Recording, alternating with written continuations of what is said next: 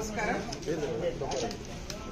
పాడి కౌశిక్ రెడ్డి ఎమ్మెల్యేగా ఉండి తోటి ఎమ్మెల్యేలకు చీరలు గాజులు పంపిస్తున్నా అని చెప్పేసి మీడియా జరిగింది, మాట్లాడడం జరిగింది. 1,50,00,000 పైగా అంటే సగం జనాభా మహిళలుగా ఉన్నటువంటి మేము మహిళల యొక్క మనోభావాలు దెబ్బతినే విధంగా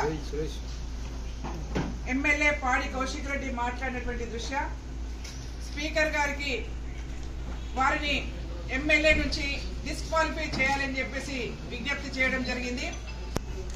ఎందుకనంటే రాజ్యాంగం మీద ప్రమాణం చేసి ప్రజల యొక్క హక్కులను కాపాడతాం, అందరినీ సమానంగా చూస్తామని చెప్పేసి రాజ్యాంగ పరంగా ప్రమాణం చేసినటువంటి ఎమ్మెల్యేలు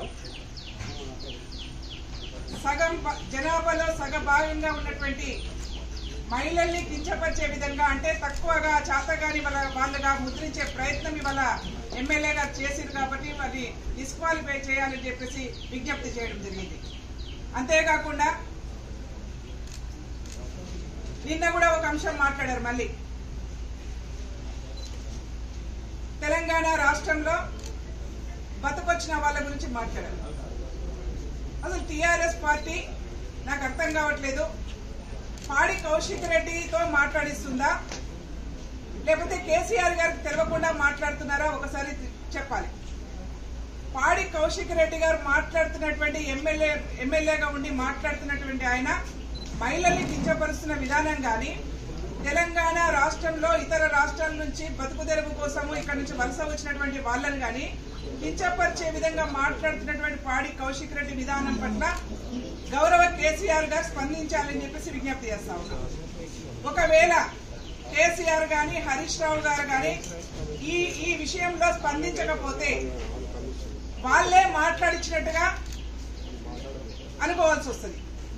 ఒకవేళ టీఆర్ఎస్ పార్టీకి సంబంధం లేకుండా పాడి కౌశిక్ రెడ్డి గారే స్వచ్ఛందంగా మాట్లాడినట్టయితే మేము టీఆర్ఎస్ అధ్యక్షులు కేసీఆర్ గారికి డిమాండ్ చేస్తా ఉన్నాం, పాడి కౌశిక్ రెడ్డిని వెంటనే పార్టీ నుంచి బహిష్కరించాలని చెప్పేసి విజ్ఞప్తి చేస్తా ఉన్నాం.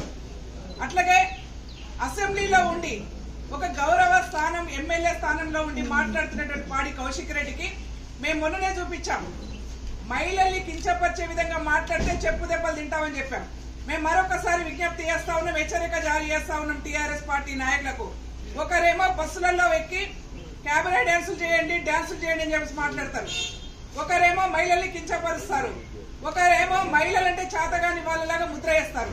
కాబట్టి వీళ్ళందరూ కూడా బుద్ధి రావాలంటే తెలంగాణ రాష్ట్రంలో మహిళల నుంచి వీళ్ళకు ఎదురు దెబ్బ తిరిగే అవకాశం ఉంటుంది. మహిళలు తిరగబడే రోజు ఆసన్నమైంది అని చెప్పి తెలియజేసుకుంటూ గౌరవ స్పీకర్ గారికి ఇలాంటి నాయకులు సమాజాన్ని గౌరవించలేని వాళ్ళు, సమాజంలో సగభాగంగా ఉన్నటువంటి మహిళల్ని కించపరిచే వాళ్ళు అసెంబ్లీలో ఉండే ఆస్కారం లేదు.